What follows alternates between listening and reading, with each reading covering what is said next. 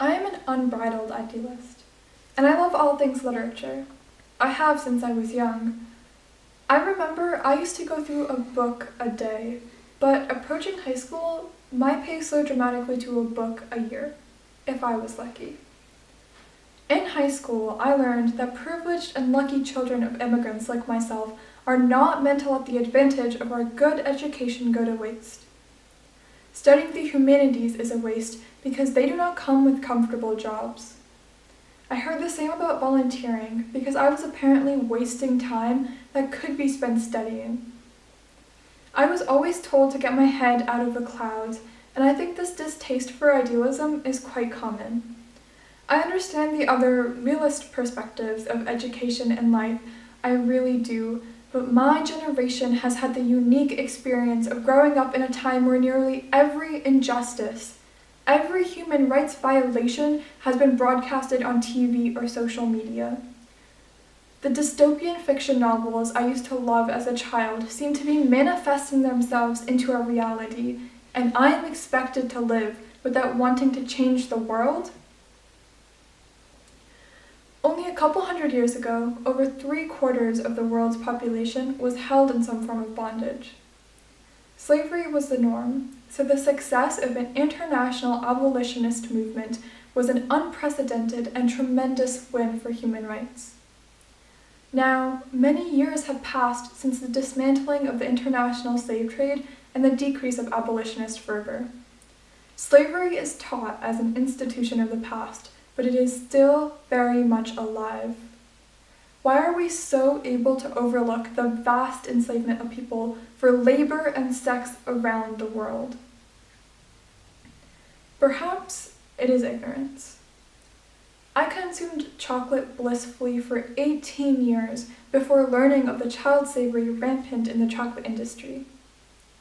This issue has been popping up in the public domain for the past 20 years without necessary radical action. And while there is little transparency, we know more than enough information to be outraged. Chocolate comes from the cacao bean, a crop grown in tropical climates. Around 70% of the world's cocoa supply comes from the Ivory Coast, where the slave trade still occurs today for the chocolate industry as it did centuries ago.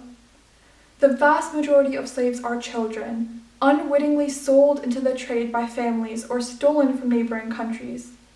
It is estimated that 2 million children work as slaves in the chocolate farms of West Africa. National attention about slavery in the chocolate industry peaked back in 2001, when 8 of the largest chocolate corporations signed the Harkin-Engel Protocol, a voluntary public-private agreement which developed the timeline for implementing a no-child slavery certification. That deadline passed, tragically unnoticed, in 2005. I cannot even begin to fathom the many children that have been subjected to labor and denied the basic right of education since then. As outrageous as the protocol's failure is, it was nearly impossible to expect a better outcome, according to some. There is little organization in big chocolate corporations like Mars, Hershey, or Nestle. None of these companies can identify where over half their cocoa comes from. And if the farms where cocoa comes from cannot be identified, then the extent of the role of slavery cannot be determined. Even third-party organizations like Fair Trade or the Rainforest Alliance, which supposedly guarantee ethically produced goods, do not have thorough certification guidelines regarding child labor. There has never been a framework in place to understand the scale of this issue. In fact, the vice president of the World Cocoa Foundation stated that the chocolate corporations had a poor understanding of how to address the child slavery phenomenon when they agreed to the protocol in 2001. The failure of the protocol serves as an interesting case study in determining the most effective balance of realism and idealism in activism. The chocolate corporation's failure may be attributed to excessive idealism in signing the protocol while ignoring the reality of their ignorance, but I would argue that this is not the case. Activism, after all, is fueled by the gross reality of a situation and ideal visions for how it should be instead. Idealism is a driving force. These chocolate corporations have had more than enough time to create the framework necessary to understand this issue, but instead, they seem to have distorted ignorance to give themselves plausible deniability. An industry that makes an average of $103 billion every year spent $150 million over 18 years to address this issue, representing only 0.008% of their profits.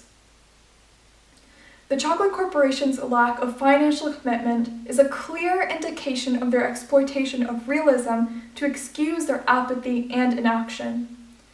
The perpetuation of human rights violations, as with these children in West Africa, comes from favoring realism over idealism in reaction. Now, I hope it is somewhat apparent that too much realism is unproductive, but how do we approach activism through idealism? Often, people expect idealism to be some unreasonable expectation for utopia, but my approach is to understand it as the capability of change. My favorite example of productive idealism is the world's longest-standing human rights NGO, the Anti-Slavery International for the Protection of Human Rights. Founded in the mid-1800s in London, this organization produced abolitionist declarations and participated in advocacy.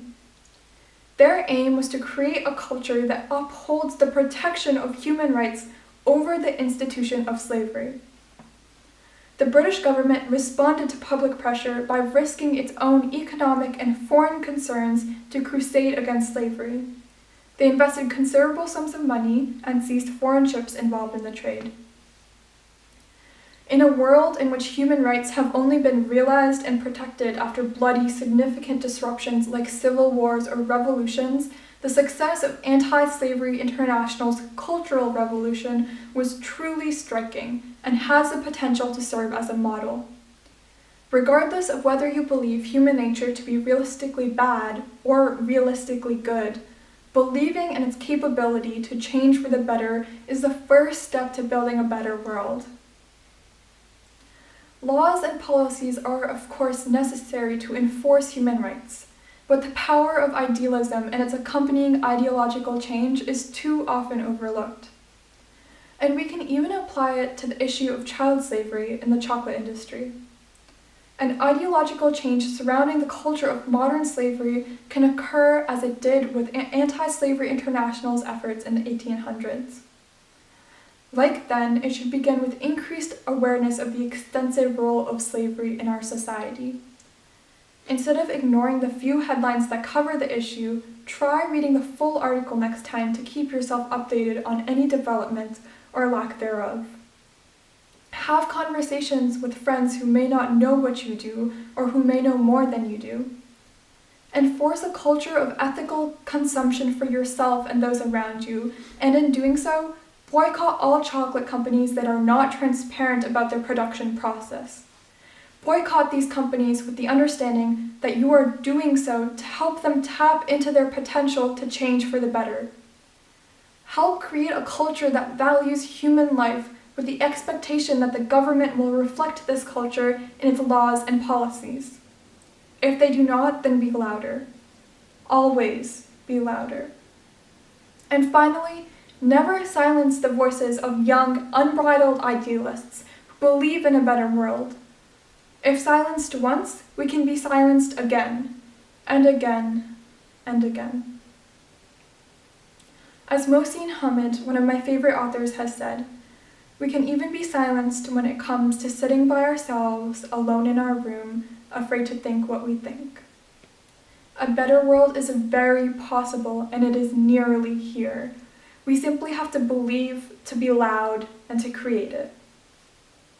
Thank you.